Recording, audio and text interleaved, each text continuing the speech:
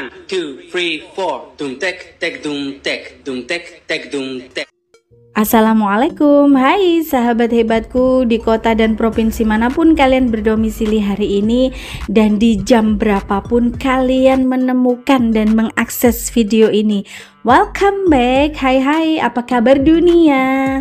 Apa kabar hati kalian hari ini? Serius, jangan cuma bilang baik ya, jangan cuma bilang it's fine doang ya. Aku mau tahu bener-bener dari hati yang paling dalam, gimana kabar kalian? Masih semangat ngejar mimpi nggak? Atau malah lagi males-malesan? Anyway, welcome back sahabat-sahabat manisku, pejuang energi positif, penanam benih kebaikan, dan hai juga pejuang investasi masa depan. Jangan pernah berhenti ya untuk terus bangun sumber pasif income kalian. Secara apa? Secara istiqomah, secara konsisten. Karena first thing first, masa depan itu bukan untuk ditungguin ya, bukan untuk ditungguin, tapi untuk dibangun. Dari kapan? Ya dari sekarang dong. Yang pertama-tama, izinin aku bersyukur sama Allah Subhanahu wa Ta'ala, sang pemilik alam semesta raya ini. Alhamdulillah kita masih dikasih kesempatan untuk bertemu kembali, belajar bareng-bareng lagi di sini dan saling menguatkan di sini. Terima kasih untuk hari kemarin yang sudah kita lalui, untuk semua pelajaran yang mungkin nggak selalunya manis, tapi ya pasti sungguh sangat berharga, menjadikan kita naik level dan menjadikan kita lebih tangguh hingga ke hari ini. Dan terima kasih juga nggak lupa kita ucapkan untuk hari ini, detik ini, di sini, saat ini, sekarang yang sedang kita jalani bersama-sama. Dan terima kasih untuk hari esok yang belum datang, yang semoga akan jadi babak baru penuh dengan keajaiban dan selalu tetap kita syukuri. By the way, yuk absen dulu dong. Aku mau tahu nih, kalian lagi nonton ini dari mana aja, dari kota mana, dari negara mana? Tulis ya di kolom komentar ya. Aku pengen tahu seberapa jauhnya jangkauan sahabat-sahabat keren kita ini ya. Ada yang dari Hong Kong, Singapura, Taiwan, dan ada yang dari mana-mana ya. Yuk teman-teman, kita bacain requestan ya, tanpa berlama-lama. Kita bacain requestan yang kali ini datangnya dari Maung Galunggung. Katanya gini, Min, kemarin aku itu terjatuh di balkon. Bukan karena licin sih Min, tapi karena beratnya rindu yang ku tanggung. Aduh.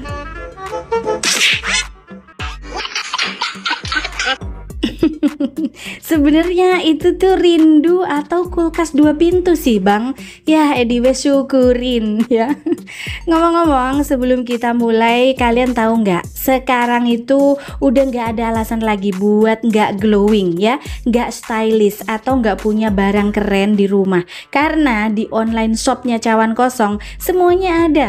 Mulai dari beauty care yang bisa bikin kulit kalian jadi kinclong, ada fashion ladies and boys biar bikin percaya diri, healthcare buat jaga stamina, ada juga kosmetik dan household biar rumah pun wangi dan rapi, sampai gadget yang bikin hidup makin praktis. Dan please ya, check outnya payment tunai, no utang, because kalau kamu beli sesuatu untuk bikin hidup kamu lebih baik, jangan sampai itu jadi beban hidup.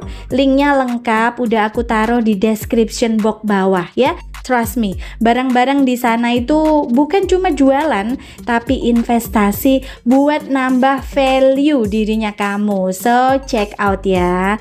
Kalian sadar nggak sih, sekarang itu manipulasi di dunia digital itu udah ibaratnya kayak udara. Nggak kelihatan, tapi ada di mana-mana. Ya nggak seperti itu.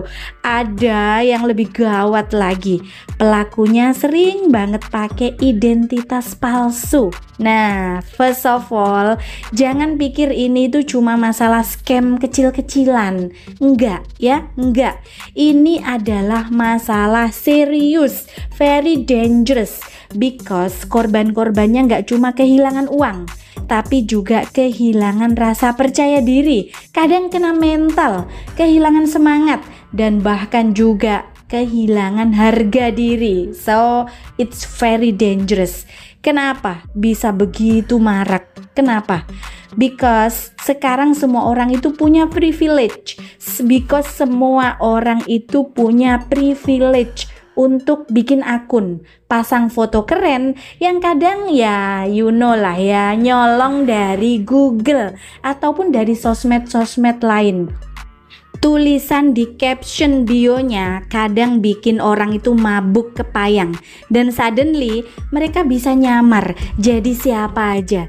Ada yang ngaku jadi pengusaha sukses, ada yang ngaku tukang ekspor impor, padahal cuma tukang rebahan. Serius, tukang rebahan yang gak punya kerjaan. Nunggu apa? Nunggu korban buat diporotin.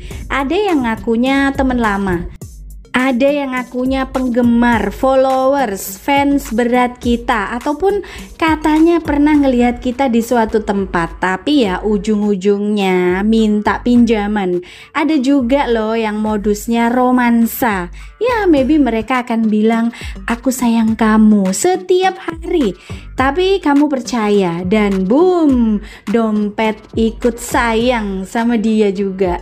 Masalahnya apa? Masalahnya apa sih? Iya, karena di dunia digital ini batas antara realita dan drama itu sangat tipis. Tipis banget, setipis kertas. And unfortunately, satu chat salah balas saja bisa bikin kamu sengsara. Salah percaya bisa bikin kamu terjerat utang. Dan yang paling nonsens, orang yang memanipulasi itu terkadang berusaha bikin kamu merasa bersalah. Dia akan bikin kamu merasa bersalah, bahkan ketika kamu gak salah sama sekali. Gimana cara kerjanya? Seperti apa sih cara kerjanya? Actually very simple. Sebenarnya itu sangat sederhana. Mereka itu main di rasa penasaran dan rasa percaya kita. Mereka tahu manusia itu kadang butuh validasi, butuh perhatian, dan butuh teman untuk curhat. And by the way, itu normal. Tapi but guess what? Mereka itu memelintir kebutuhan itu menjadi sebuah jebakan. Nah, kalau udah kejadian gimana? Aduh, sakit. Ya pasti sakit. Bahkan bukan cuma soal uang. Honestly, jujurly, rasanya kayak ditampar pakai kata-kata manis yang dulu bikin kita senyum-senyum sendiri. Tapi hopefully dari setiap kejadian kayak gini kita bisa belajar untuk gak gampang percaya sama avatar di balik layar. Belajar untuk expand kesadaran kita bahwa gak semua orang di dunia digital itu tulus adanya. Jadi makna luasnya itu seperti apa? Jadi manipulasi itu bukan cuma di hubungan percintaan doang.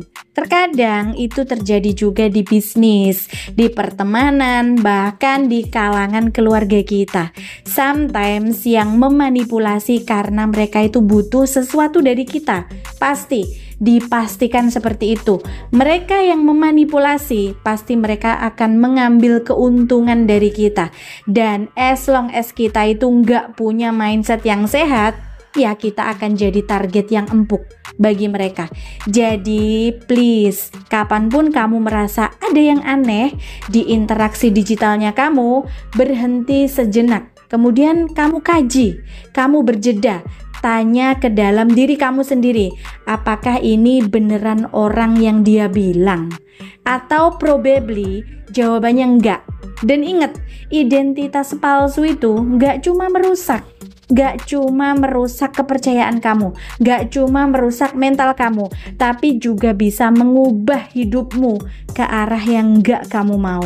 So, first thing first, ingat ya, jaga dirimu, jaga pikiran kamu, jaga hatimu, karena di era digital ini, perlindungan terbaik itu bukan antivirus di laptop, tapi apa? Tapi filter di hati dan pikiran kamu sendiri. Teman-teman di luar sana pernah nggak ngerasa kayak lagi ngobrol sama seseorang yang kelihatannya itu begitu sempurna, begitu perfect, pinter ngomong, paham banget cara bikin kita senyum, bahkan dia alasan kita untuk tertawa setiap hari, selalu tepat waktu saat bales chat, dan seolah-olah ngerti banget isi hati kita.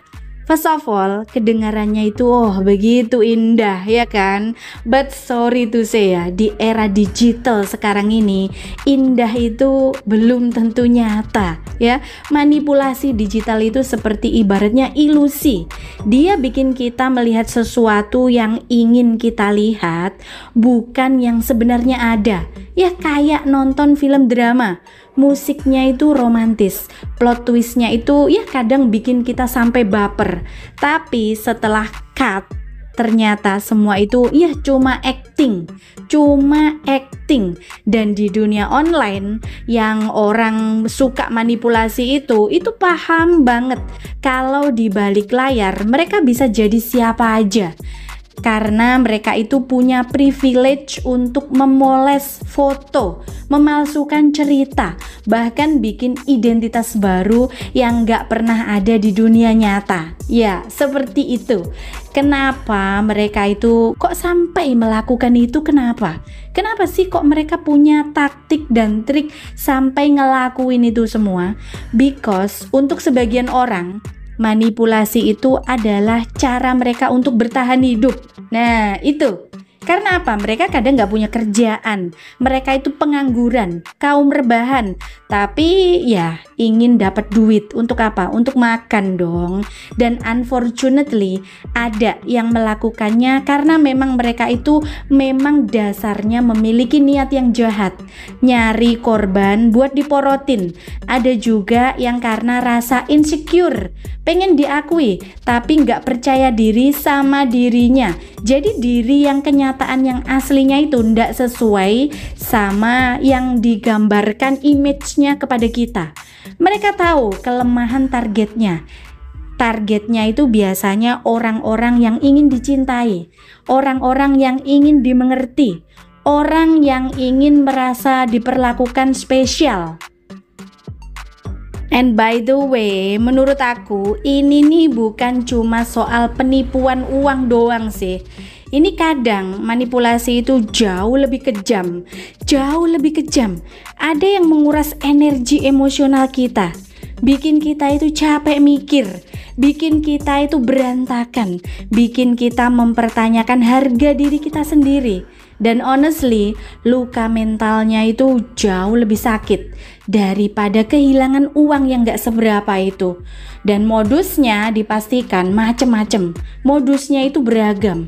Ada yang pura-pura jadi teman lama, minta tolong pinjaman, tapi setelah dikasih, ngilang.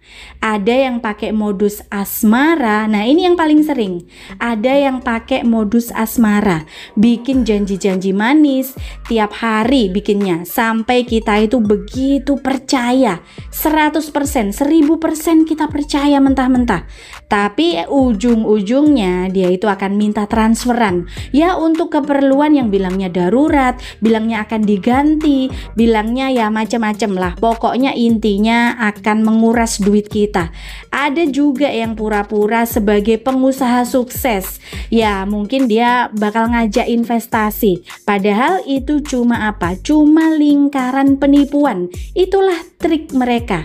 Dan yang lebih nonsens lagi yaitu banyak korban yang tahu ada tanda-tanda yang aneh, ya tapi tetap aja bertahan.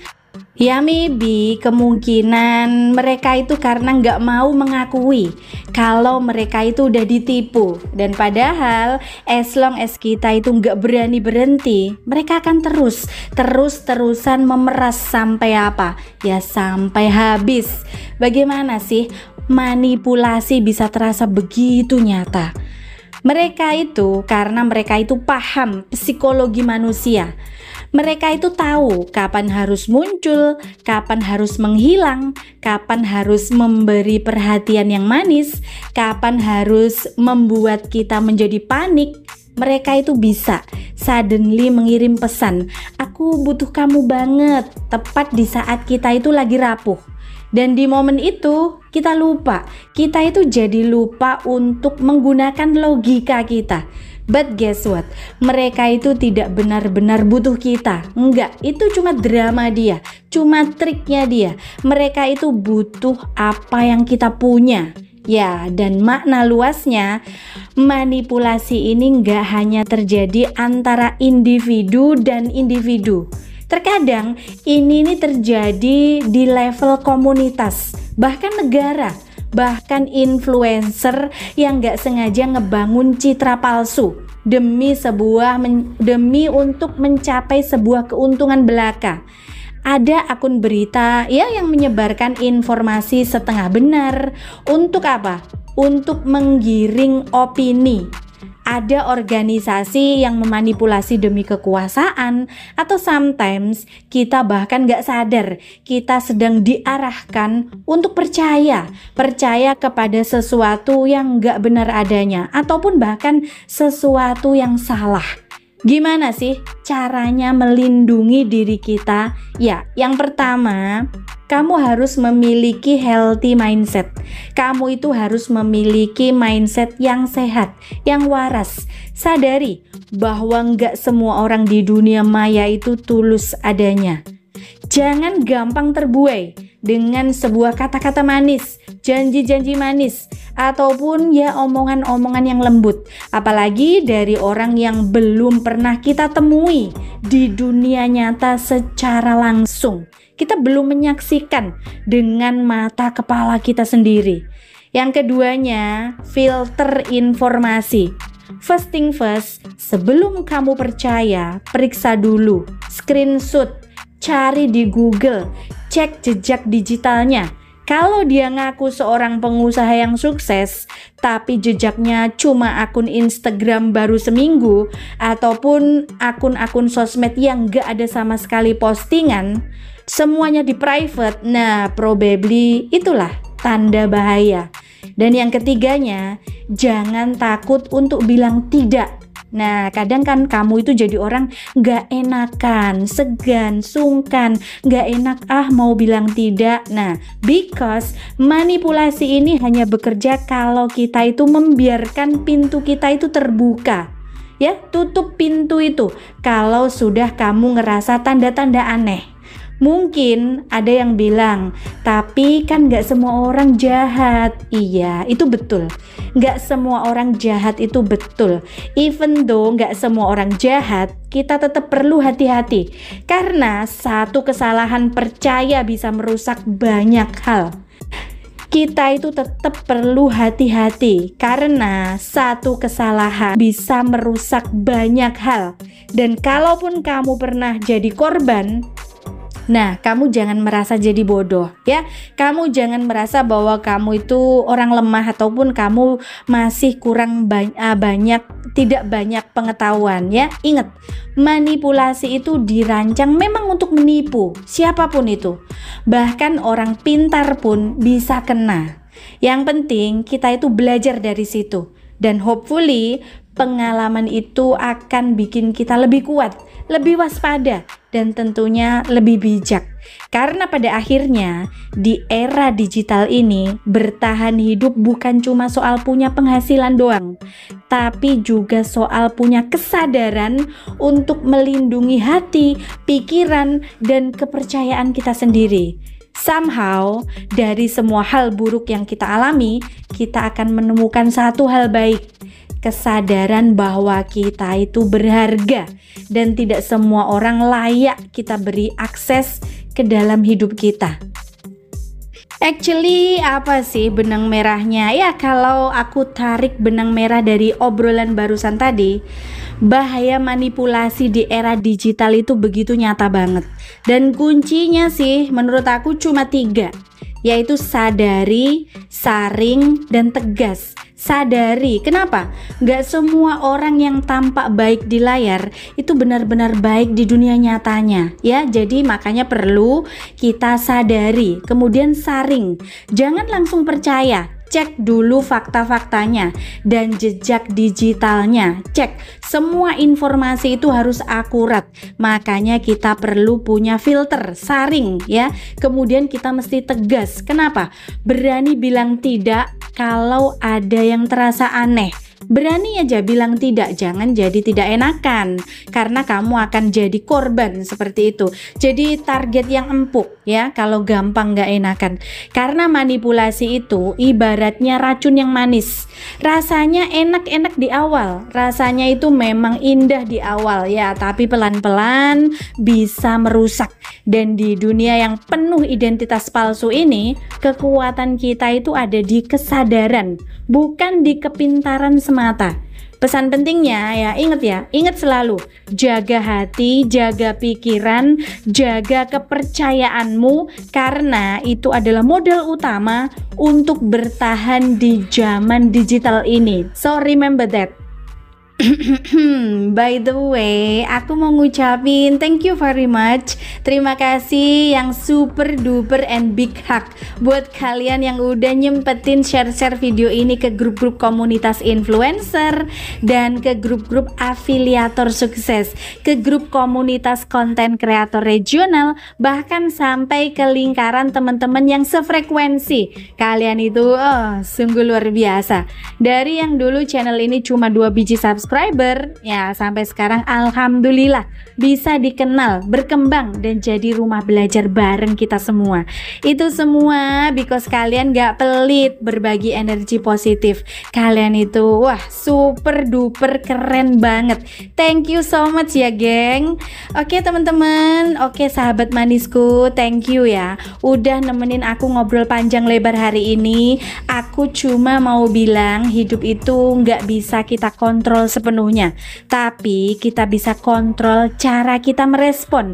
Jadi yuk pilih respon yang bikin kita makin kuat, makin bijaksana, dan makin sayang sama diri kita sendiri. Kalau ada yang lagi down, inget ya, Tuhan semesta raya senantiasa mengizinkan hati yang sabar untuk menemukan jalan terbaiknya. Tuhan semesta raya selalu memudahkan langkah yang mau berusaha. Tuhan semesta raya selalu menghadirkan rezeki yang tepat waktu untuk mereka yang tetap berjuang. Oh iya, aku apologize banget ya kalau selama penyampaian racikan kalimat tadi barangkali ada kata yang kurang berkenan di hati kalian. Aku itu cuma manusia biasa yang gak luput dari unsur khilaf. Dan sebelum kita say goodbye, aku mau cerita dikit. Mohon maaf nih ya, aku harus OTW urgent ke airport. Siapa yang mau ikut? Hayo. Kali ini aku mau terbang ke Lombok loh. Tujuan utamanya sih ke Gili, Trawangan, dan Mandalika. Pakai jet pribadi. Karena ini ada undangan kerjasama kontrak endorsan. Produk beauty care yang eksklusif. Nanti sekalian ada juga private meeting sama klien, plus visit teman lama aku yang kebetulan stay di Gili Nanggu. Ya sambil bernostalgia manja, bahas tentang keselarasan penduduk semesta raya ini. Jadi kalau nanti kalian lihat aku posting foto sambil nyelam bareng penyu di Gili, inget ya, itu bukan liburan doang, tapi ya kerja sambil healing. Anyway, doain ya biar meetingnya sukses and dealnya gede, dan aku bisa bawa pulang cerita inspiratif baru buat kalian semua tentunya. Oke ya teman-teman, sampai ketemu di video berikutnya. Ingat ya, jangan nakal, jangan gampang baper sama orang yang gak jelas, dan tetap jaga mindset yang sehat. Ya, love you ya guys. Sekian dulu cerita dari aku hari ini. Sampai jumpa lagi kapan-kapan. Wassalam.